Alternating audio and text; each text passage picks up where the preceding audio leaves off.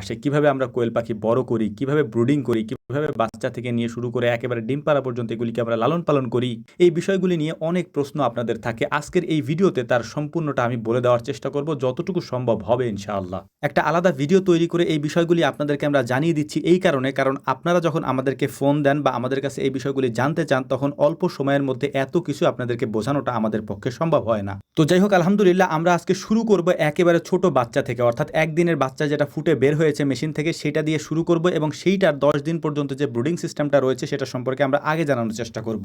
একদিনের ফুটে বের হওয়া কোয়েল পাখির বাচ্চাগুলিকে ব্রুডিং করার জন্য আমাদের সবথেকে বেশি যে সব বিষয়গুলো প্রয়োজন হয় তার মধ্যে অন্যতম হচ্ছে প্রথমত এই বোর্ডগুলি। এই বোর্ডগুলি দিয়ে আমরা গোলাকারের একটা বৃত্ত তৈরি করি, তার মধ্যে আমরা পরিমাণ মতো বাচ্চা ছেড়ে দিই। যদি বাচ্চা বেশি হয় তাহলে আমরা বড় জায়গা নেই, বাচ্চা যদি কম হয় তাহলে জায়গাটাকে আমরা ছোট করে নেই। এরপর আমাদের আরও যে গুরুত্বপূর্ণ জিনিসটা লাগে সেইটা হচ্ছে ধানের কুড়া বা ধানের তুষ।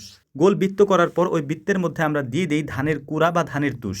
ধানের তুষের উপরে দেওয়া হয় নরম কাপড়। এই নরম কাপড়ের জায়গায় অনেকেই পেপার ব্যবহার করেন, তবে আমরা পেপার ব্যবহার করি না, আমরা নরমটা দেওয়ার চেষ্টা করি যাতে করে ওরা খুব সুন্দরভাবে এটার উপর দাঁড়াতে পারে বা হাঁটতে পারে। এই কাজগুলি কমপ্লিট হওয়ার পর আমরা একটা ব্রুডার এনে ব্রুডারটাকে এখানে সেট করে দিই। এই ব্রুডারটার নিচে 4টা বাল্ব দেওয়া আছে, অর্থাৎ 100 পাওয়ারের 4টা বাল্ব দেওয়া আছে। যেহেতু জায়গাটা ছোট তাই আমরা এভাবেই করছি। ব্রুডিংয়ের জায়গাটা সুন্দর করে তৈরি করার পর আমরা এই লাইটগুলিকে আধা ঘন্টার মতো জ্বালিয়ে রাখি যাতে তাপমাত্রাটা 32-33 ডিগ্রি পর্যন্ত উঠে যায়। এই আধা ঘন্টার মধ্যেই আমরা বাকি কাজগুলি সেরে নিই, অর্থাৎ ওদেরকে পানির যে পাত্রগুলি আমরা দেই সেই পাত্রগুলিকে সুন্দর করে ধুয়ে পরিষ্কার করে ওষুধটাকে মিশিয়ে আমরা তৈরি করে রাখি আগে থেকেই। ভিডিওর এই পর্যায়ে সবথেকে গুরুত্বপূর্ণ অংশটি আমরা আপনাদেরকে দেখানোর চেষ্টা করব, সেটা হচ্ছে কি কি ওষুধ আমরা ব্যবহার করি এই 10 দিনে, সেটা আমরা আজকেই বলে দেবো ইনশাআল্লাহ। গুরুত্বপূর্ণ একটা কথা আপনাদেরকে বলে নিই, আমরা এখন যা যা ব্যবহার করছি, অর্থাৎ যে যে ওষুধ ব্যবহার করছি, এর পাশাপাশি যেভাবে ব্রুডিং করছি, এটা সম্পূর্ণ আমাদের নিজস্ব পদ্ধতি। আপনি চাইলে এর বাইরে গিয়ে অন্য কোনো পদ্ধতিতেও সেটা করতে পারেন, তবে অবশ্যই আপনি এখানে কন্ট্রোভার্সি তৈরি করবেন না যে এটা কেন করলেন ওইটা কেন করলেন। আমরা দীর্ঘদিন যাবত এভাবেই করে আসছি, আলহামদুলিল্লাহ ভালো ফলাফল আমরা পাচ্ছি এবং আমাদের খামারটা বেশ ভালোভাবেই চলছে, বিশেষ করে কোয়েল পাখির এই সেক্টরটা।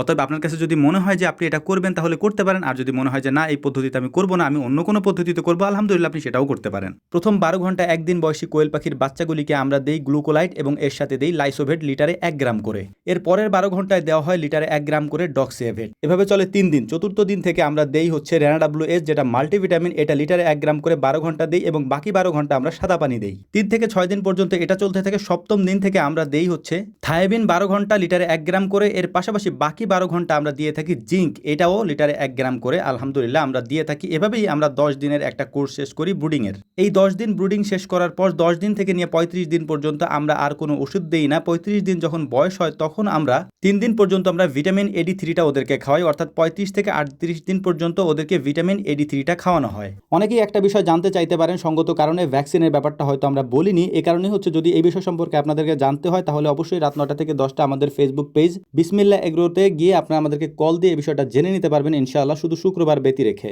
আগামী কিছুদিন পরেই হয়তো শীত পড়বে। শীতের সিজনে কোয়েল পাখির চাহিদা অনেক বেশি থাকে, এর পাশাপাশি কোয়েল পাখির ডিমেরও অনেক চাহিদা থাকে, দামও অনেক বেশি বেড়ে যায় আলহামদুলিল্লাহ। তো যারা প্ল্যান করেছেন কোয়েল পাখি পালন করবেন তারা বিশেষ করে শীতের সিজনে পালন করতে পারেন, কারণ এই সময় ডিমের দাম ভালো পাওয়া যায় এবং কোয়েল পাখির চাহিদাও অনেক ভালো থাকে। আলহামদুলিল্লাহ আমরা সব কিছুই আপনাদেরকে জানানোর চেষ্টা করি, কোনো কিছুই গোপন রাখি না। এর কারণ হচ্ছে আল্লাহ তাআলা আপনাদের